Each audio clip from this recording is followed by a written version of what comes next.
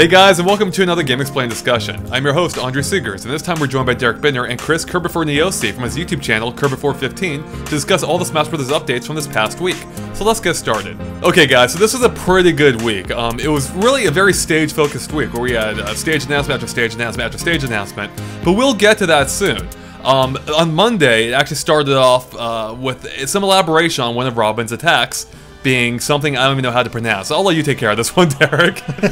It's his Nosferatu, which we talked a little bit about in our discussion about Robin in particular, because we mostly had the idea thanks to scans and translations and stuff like that, but basically it just reconfirms that Nosferatu is the first ever Smash Bros. Move that allows you to recover damage as you give it to others, and also it being stronger when you strike it from behind. No actual details on how long it lasts or anything like that, but it is, just elaboration on what the move actually is. So this move, to me, I think it's a really cool move. I mean, it's neat having a move of this type here.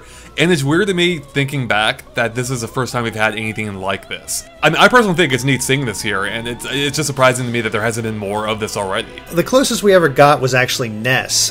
He had that, his down special is his little orb thing, and if you did any projectiles against their beam-like projectiles, he'd actually heal health that way. But I think off the top of my head, that's the only time we've ever gotten even close to that. So, no, I enjoy the idea of this move. It's going to make him much more interesting to see, like, what exactly it does. Does it hold you in place? Is it a canned animation? Exactly how does it work? But no, it's very interesting, and I really like the possibilities that it might have. Do you have thoughts on this, Chris, at all, or? Yeah, so I think it's a very interesting move, and it's funny that you mentioned a bit about Ness too. From what I remember, I believe that most of Ness's moves in the Smash Bros. Games are actually not moves that he uses in Earthbound. It's funny because he mentioned before, I think in an earlier picture of Sakurai, that the Nosferatu move is not actually a move that Robin can use in Fire Emblem Awakening. Like it's a technique that can be used by other characters, but it's not one that Robin himself uses. It was adapted to fit him specifically for the Smash Bros. Move set. And that is kind of a rarity, I feel like sometimes we have references to other characters in other games or whatever, like the balloon fight thing with the Animal Crossing villager. But I think it's kind of interesting. Like maybe he just felt like, oh, this move would make for a great down B or whatever. Like, oh, maybe I could just kind of assign it to Robin and just have it be like kind of another fun reference to some cool attacks from Fire Emblem Awakening. Yeah, well, I mean, because Robin is so unique and different already, it's like having something like this almost kind of isn't out of the ordinary for him. Right. So it looks cool. Yeah, I'm wondering about if it, like you were saying before, if it's a canned animation, like he just stays still while he does it, or exactly how you can execute it. But I like it. Yeah, it's very. Again, just we say this a lot, but it's just nice to still be surprised and try to think about oh, how does that work? I'm actually excited to have something different and new and try to master it. All right. Well, moving on to Tuesday, we have a picture that we already talked about before, being the first of multiple stage pictures. This one being the Great Fox and Star Fox Assault, and we're presuming again it's a stage picture, but I don't know what else it could be. Me, Derek, and Ash already covered this pretty extensively, and there is actually one other point I did want to bring up. But before we get to that, Chris, you haven't talked about this at all with us. Assuming this is a stage, what are your impressions of it, or what do you think about this? Yeah, I don't know. If it is just, I always love the Star Fox levels, even if it is just the Great Fox again. So if it is just that same setup, I'm not going to complain. It's funny though, because we're seeing the side of it that we don't usually see. In this picture. That's true, actually. That's a good point. Yeah, in the previous games, you are fighting, or the camera's on the other side of the Great Fox.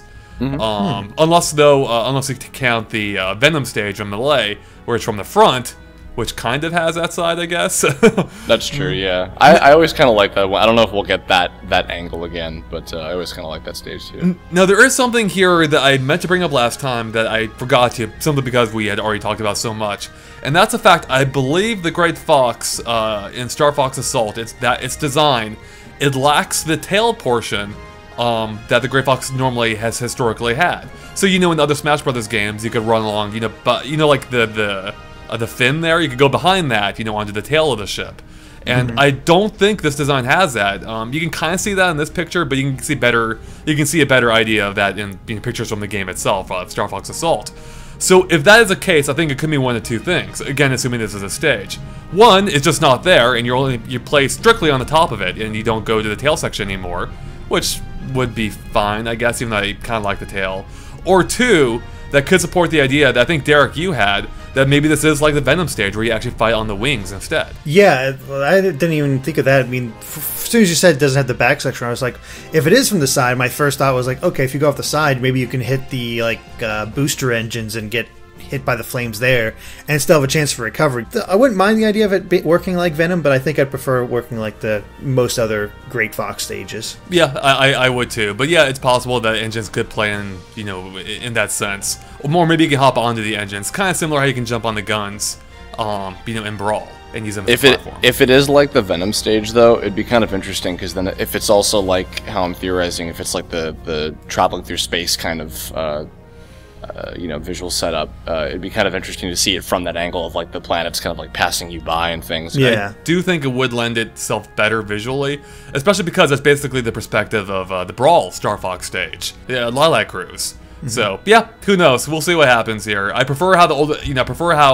the Great Fox usually plays from the side, but I think it will look better from the front. So, alright, moving on to Wednesday, we get a second stage screenshot, this time of the Mega Man stage for the 3DS version of Smash Brothers.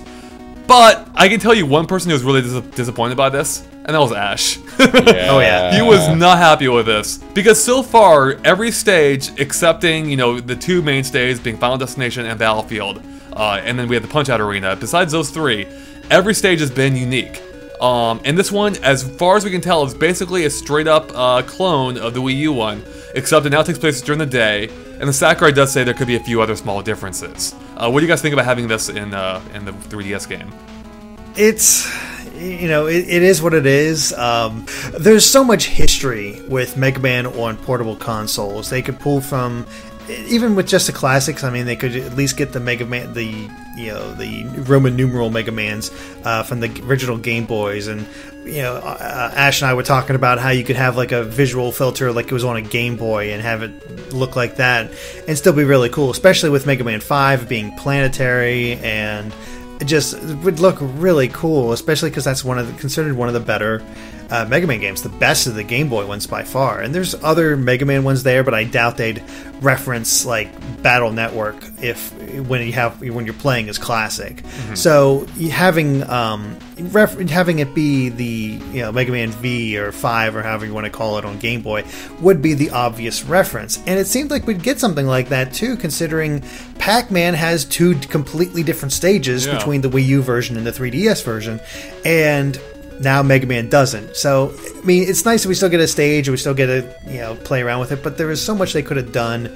and it's like they put so much effort into Mega Man's moveset and then just sort of like did the standard for what they wanted to do for the stage and didn't really get beyond that. It's kind of unfortunate, but I'm at peace.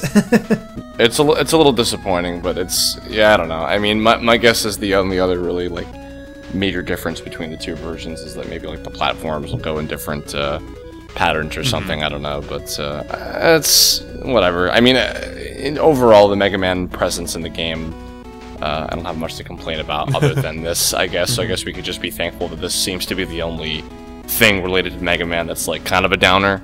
Because everything else related to him seems to be pretty spot on so far, so it's like, not the absolute end of the world or anything, I guess. Yeah, I feel like they would have been better off had they just announced this stage along with the Wii U version at the same time.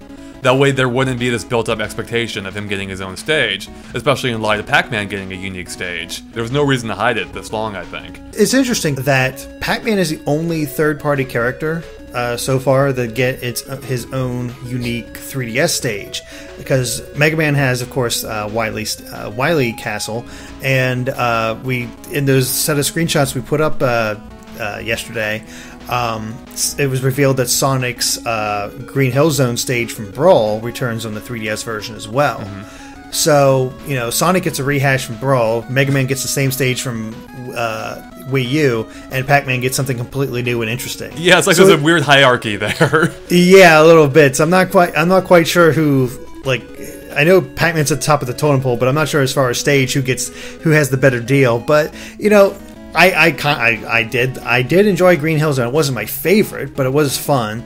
And there's nothing wrong with Wily Stage, Wily's Castle, except for the presence of the Yellow Devil taking up too much room. And but he's back. yeah, he's here. back.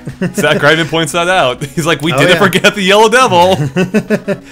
When I saw this picture, I was like, why is it in the daytime? That doesn't look right. And then I realized it actually does look right, because I believe this version of the castle, I could be wrong too, but I know that we see a daytime version of Wily's Castle in the Mega Man fighting games, the Power Fighters and the Power Battles, I think they're named. Because I just played one of those in an arcade machine like a couple weeks ago, and I remember, they have that, and it's in the daytime. It's the only time we ever see I think like a Dr. Wily Castle in the daytime is like during the opening cinematic of that. I was like, oh. I don't know if that was a reference to it, but it was kind of cute. So. Okay, well that covers it for Mega Man. So let's move on to Thursday. We get a picture of yet another stage, being Tomodachi Life. Now this is actually a stage we saw once before, some time ago. But we only got a single picture of a room. This time we actually see how this full stage is pretty much going to work, and as we predicted, it's basically like Luigi's Mansion.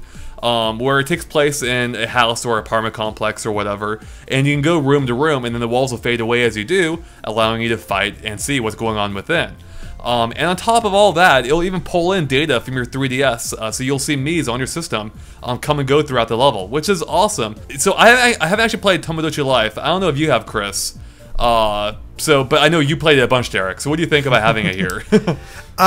Before, when they first showed off the stage, I was like, oh, I have barely any idea what the heck this is. And now I'm kind of the go-to guy for this, even though I still haven't played it, that much beyond my journals.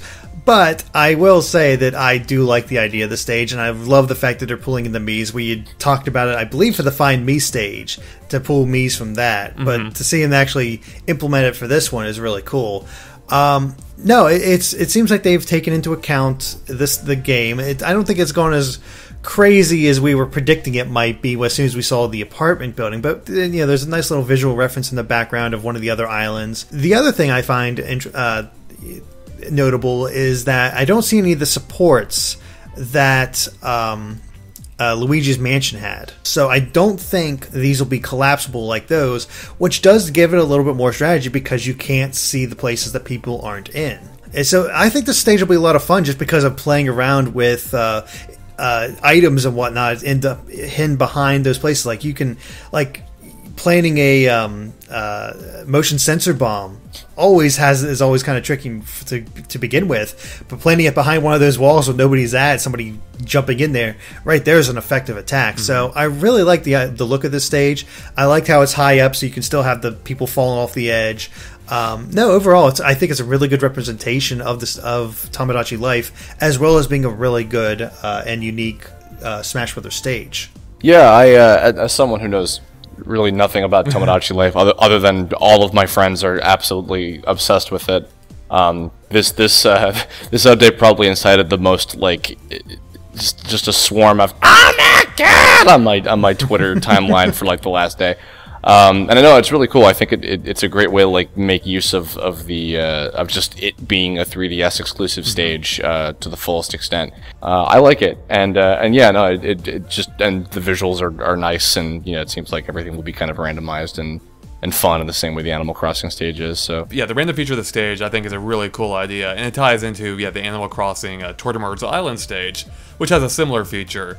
And it's something I don't think we've seen in any Wii U stages yet, but we've seen it in now 2 3DS stages, at least. And yeah, I just think that's really cool. Anything they can do to just mix it up even more, from each play session to another, I think is awesome. I was not excited for a Tomodachi Life stage at all when I first saw it. And part of that being, of course, that I was not aware of the game. But seeing it now in action, I think this might be one of my new favorite stages on the 3DS version. It looks really cool. I like the multiple levels, 4 flat planes, 3 of which you can hide stuff behind if nobody's there. It just kind of works. It's very unique. Yeah, it definitely is. But I still want to see Luigi's Mansion come back or have a new version of that stage. Oh yeah. All right, moving on to Friday. We get what is arguably the most interesting picture of the week. I guess it depends on your perspective. But we finally get a look at the front end menu of Super Smash Bros. 3DS, of the main menu screen. And not surprisingly, it looks very similar to the past, not just past Smash Brothers games, but past Sakurai games. Because they mostly all share the same visual style. And that's partially because a cool little tidbit is Sakurai's wife is actually a UI designer and makes these menus, which is really cool. Now we do see some interesting changes here, but I guess I think Derek, you can speak more to those, right? Yeah, I took a look at the previous modes we've had and seen how they were arranged and whatnot, and it's interesting because, for example, there was always in Brawl, there was a clear definition between group and solo. You'd pick solo to go into the all the regular single player modes, and there's no option of that now. It's now group would take you into the online mode, and no, the online's front and center this time around, and Smash just the Smash option holds probably all the single player and multiplayer functions, whether that the game has, except for, of course, Smash Run, which is so much that's makes sense with as much emphasis as they put on it, that Smash Run would be just on the main menu. But the other stuff surrounding those is probably the stuff that has us the most curious, being Street Pass, Wii U, Games and More, and Challenge. But, we can discuss what those could all mean later. But what do you think, Chris? Well, first of all, I did notice that, because I don't know if this was clear previously, but Smash Run states that you specifically fight against 3 CPU rivals in the final battle of it. Obviously, the listeners know how the whole deal with Smash Run works, but I don't know. Was it previously confirmed if you could play with other human opponents? Oh, you can. In Smash Run? Yeah. Oh, okay, you can. I was just playing it at Nintendo a few days ago, or last week, and that came up. But you actually do bring up an interesting point. Why is it mentioning CPUs there as opposed to humans? Maybe you have to go to the online section or to get online Smash Run. But it should be local too, though. Yeah, I'm not quite sure how that works now. So does that mean do you select how many people are playing beforehand? Is there? And this is the main menu though, so that wouldn't make sense. Maybe that's just shorthand. I don't know. It's weird. Huh. But I guess that whole discussion does bring up another thing too that we forgot to mention is the bottom screen now displays even more details about your the top menu selections. Not a big detail, but Sakurai does mention that. It actually complicated things a surprising amount.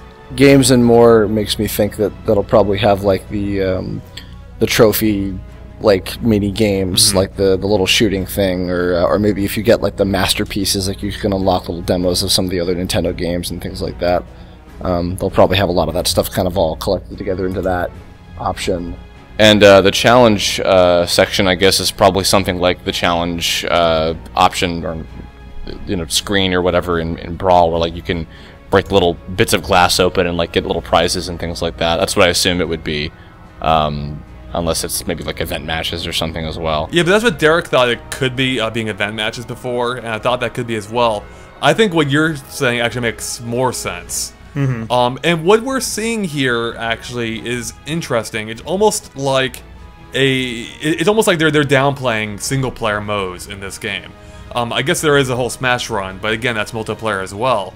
It seems like they're de-emphasizing single versus multiplayer and kind of grouping it in a slightly different way than they have before, which I think actually makes sense. Yeah, well, it kind of makes sense, especially for the 3DS version, to have here's all the smashes that you can do, or all the regular matches and whatnot, and then here's online.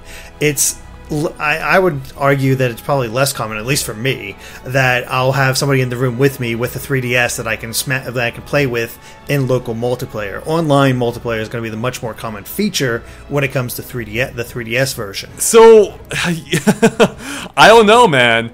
I guess it depends on if it works, unlike Brawl. The 3DS has proven to be such a multiplayer friendly system. I mean, I haven't played Pokemon X and Y, but I remember a lot of people were complaining about how the single player campaign is so easy and you can get your Pokemon up to level 100 so quickly, but to me, that just kind of translated to, well, think about it. Maybe they just want people to be able to get through that as quickly as possible, enjoy it for what it is, and then focus on the real part of the game, which is fighting against other people with your team of Pokemon. It's like, that's as simple as that. So maybe because this one is coming out first, you know, and kind of in tandem with that, they're putting the main focus on the multiplayer aspect of it. And obviously they're still having some single player stuff like Smash Run, which is a lot of fun, and obviously it's very well polished. But maybe that is like the main focus of this one, and by that point maybe the Wii U version will have more focus on the single player campaign stuff than this one. Yeah, so I was wondering that. I mean, we already know, Sakurai's already said before he's not going to do a story type mode like they did with Brawl, being the Subspace Emissary. But that doesn't rule out, some other single-player content. And I was wondering the same thing. Maybe they might put the focus on that on the Wii U. I guess there are just a couple more things to mention. As you pointed out, Derek, there is the Street Pass and Wii U functionality. And I don't think we know what either of those could be. I think they have talked about, you know, some connectivity with the Wii U version. I have no idea what that could be. Maybe unlocked transfer over, so assuming character unlocks are still a thing, maybe you only have to unlock them in one version and you can transfer them over to the other, so you're not, you know, so you don't have to unlock them in both. You know, actually, on that note, well, because I remember when they were releasing later versions of Street Fighter 4, obviously that's a very radically different setup, but when they were putting out the later versions of that game, I believe they would just have everybody unlocked, like in Super or Ultra Street Fighter 4. So maybe, and this, you know, kind of ties into how we're going to get, you know, the whole roster in that Koto Koto issue very soon.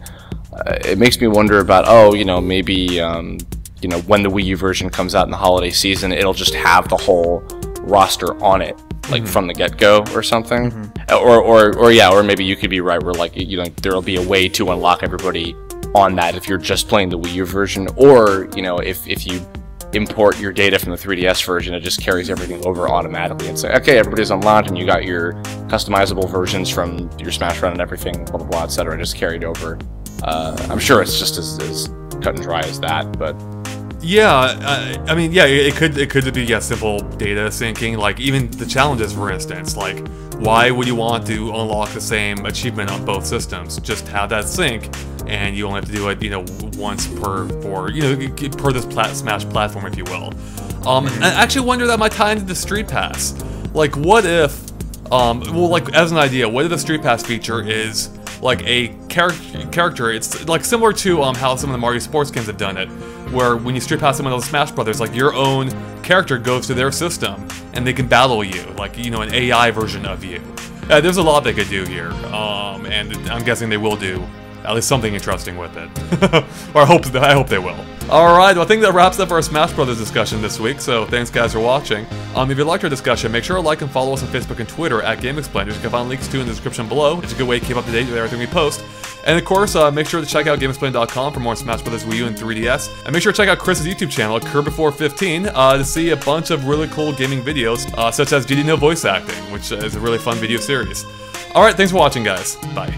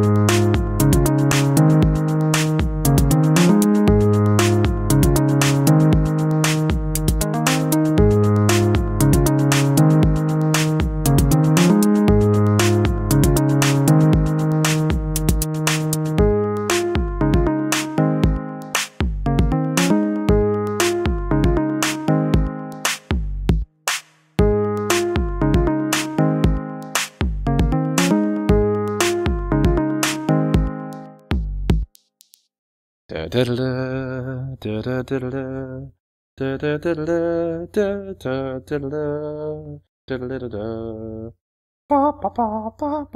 da da